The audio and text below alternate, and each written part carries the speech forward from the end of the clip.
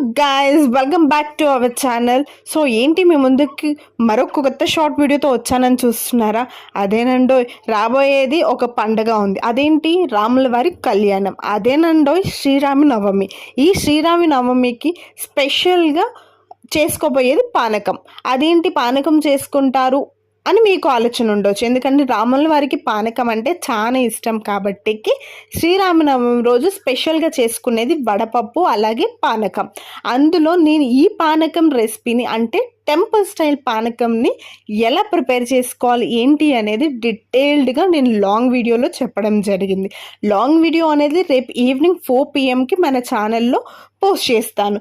Stay tune for long video.